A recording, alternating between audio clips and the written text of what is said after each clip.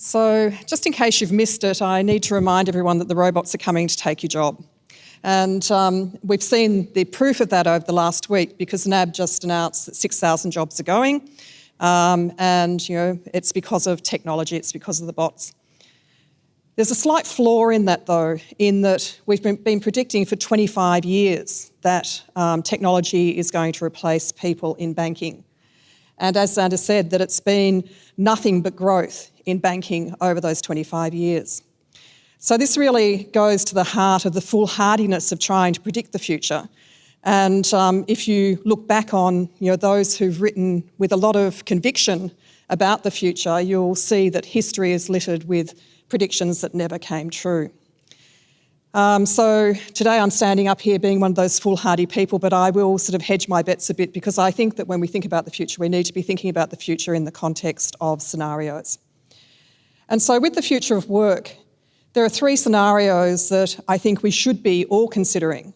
And I'm going to talk to those three scenarios this morning. And then I'm going to focus in on the scenario that I think is the most interesting and the best fun. So the first scenario is the scenario that we were just talking about with that last question. It's the scenario about what happens when technology changes, what happens to our jobs. And the reality is that there has never been a time in human history where technology has reduced the number of jobs. Technology has only ever increased the demand for labour. What it does, though, is also change the skills that the labour market requires. So this is a very likely scenario to continue, that is likely that as we see technology continue to advance, that there'll be those in the labour market who fall victim, whose jobs will be affected. And those people, if they're younger or older in particular, will find it difficult to compete for the new jobs that are created. For young people getting a foothold into the labour market, into their career trajectory, and for older people to be able to transform their skill sets and their experience and make sense of their experience in the context of the new. And it's in, I guess, that displacement that we see phenomena such as John Ludd in 1779, who led a band of his merry weavers to break up with these damn newfangled weaving machines, because those weaving machines were going to destroy jobs and destroy his livelihood and that of his peers. We still act a lot like Luddites today. We all still have a bit of a fear of technology and are somewhat resistant to the change that technology presents. So the first scenario is a steady as she goes scenario, one that we're quite familiar with.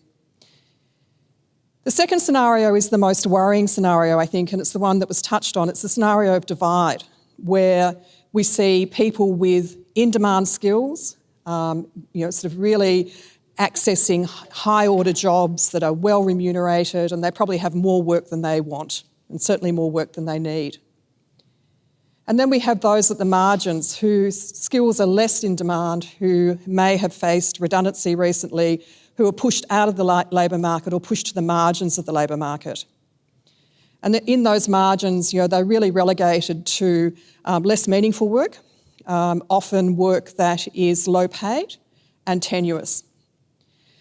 And in the hype of the gig economy, we're seeing this happen to a degree through some of that gig worker experience. It's interesting the difference between the gig experience in Australia compared to the US and Europe, for example, where gig work is as commonly done by professionals governing high pay as it is by sort of those less skilled workers who might be on minimum wages. In Australia, the real growth in gig work is at that lower end of the market. It's at the end where we see Deliveroo, it's the end where we see Uber.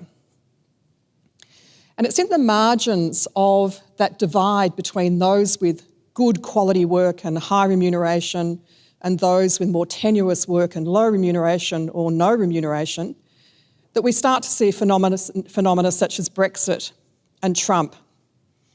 It's the marginalised using their power to change the game. The third scenario, as I said, is the one that I really love, and that's the rise of the machine scenario. This is a scenario that the media loves. It's so extreme. It's a bit like a Stephen King novel. The bots are coming to get us, and we're all going to be out of work.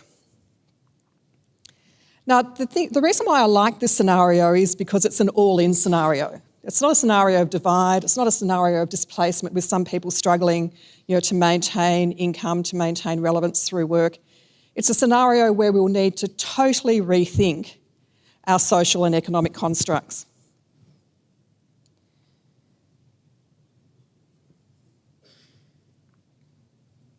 So when we think about work today, we think about the place that work plays in your life. We spend pretty much 60 years of our life either getting ready for work or working. If we think about work disappearing, how do we construct our social life?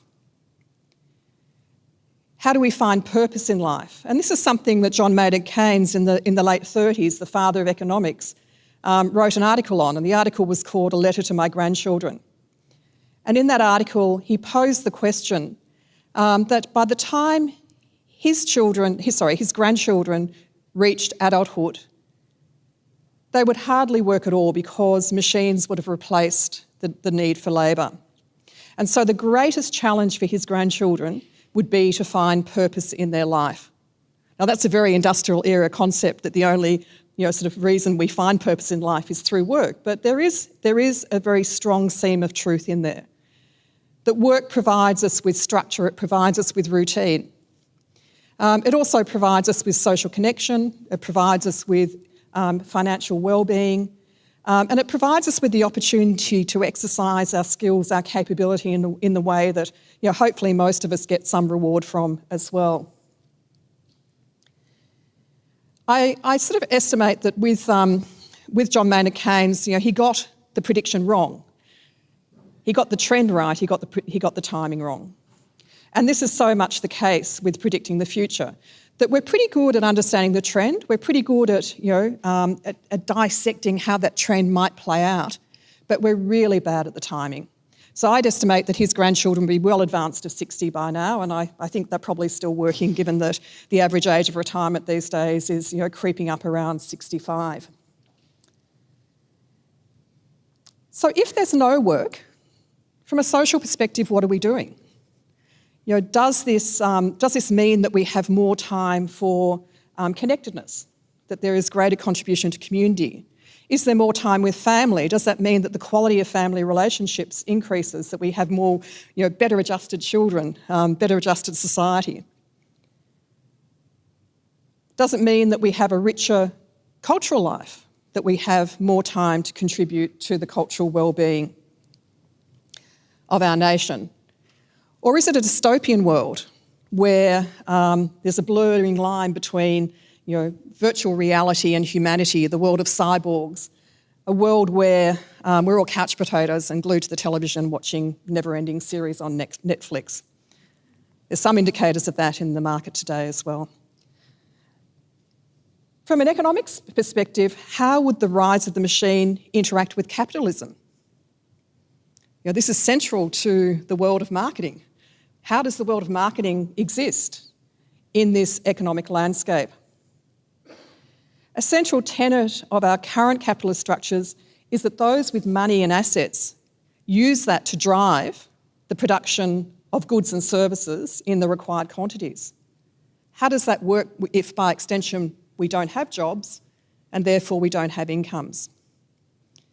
To the person before who was asking about universal incomes, does this mean that we start to distribute the wealth of the nation differently, through things such as universal income? And universal income is becoming a point of interest. We're seeing countries such as Finland has quite an advanced pilot underway at the moment, testing universal incomes, particularly with unemployed, and looking at how that interacts with their engagement in work. But we're also seeing forays into universal income in Canada, in the US, and surprisingly in places like Kenya. So there is that, that bubbling away trend. Or does it mean that we enter into some different type of reward relationship with the economy, where our contributions, not through the efforts of work that produces products or services, but work that produces community outcomes, produces social cohesion, that there are awards for that, maybe over and above a universal income? It would require a massive shift in the way we think about our economy now. Like even in the news this week, we've seen that the business community are once again on the push for lower corporate taxes and increases in consumption rate, and this is being supported by the OECD and the World Economic Forum. What we're talking about in this world is a world where there would be no consumption tax pretty well, because that's not where income is sitting. It would be based on production taxes, maybe a tax on robots. Clearly, whatever scenario plays out, the opportunities are going to be vastly different in 20 years' time than they are today. And I do think that we are seeing an escalation of change in a way that will challenge all of us. The good news is that we're actually quite well equipped as human beings to navigate this future. Because if you read the predictions around the type of characteristics that we'll need to bring to that future to be successful, they talk about things like empathy. Empathy is inherent in human nature. It's our ability to connect each other, to support each other, to understand each other. The second is curiosity. And curiosity is, how we got to where we are today. The curiosity has built the world as we know it. As humans, we are driven to understand the world around us. And then there's creativity, which, is supported by curiosity. And creativity is how we translate, opportunity into reality. But then there's a fourth area that is also predicted to be a much required characteristic if we're going to navigate the future, and that's adaptability. And I think this is the one that we're really going to struggle with. I think it's inherent to human nature that we really just like the status quo much better than we like change. So we're all going to have to challenge ourselves by putting ourselves into new and uncomfortable environments, new and uncomfortable situations to build that muscle of adaptability. It does seem that resistance to change is part of human nature, but Darwinism suggests that that those of us who ignore or resist change will fall foul of natural selection. Now, this won't be a life or death situation, but it will mean that we are less likely to translate that opportunity to possibility. So clearly, the elimination of work, the extreme scenario, is just that. It's an extreme scenario. It would blow up the world as we know it. But predicting the rise of the machine is really overplaying the future. But I think that we do need to think about that it's in the extreme scenario that we actually push ourselves to think laterally, to think creatively, to think radically about the alternatives that we face as humankind. And if we do this well, and if we do this a little bit ahead of the curve, again, a hard thing to do because we don't adapt naturally, that will help us to shape the future that we want rather than the future that is inevitable. We have another thing that robots don't have, and that is the power of choice. Thank you.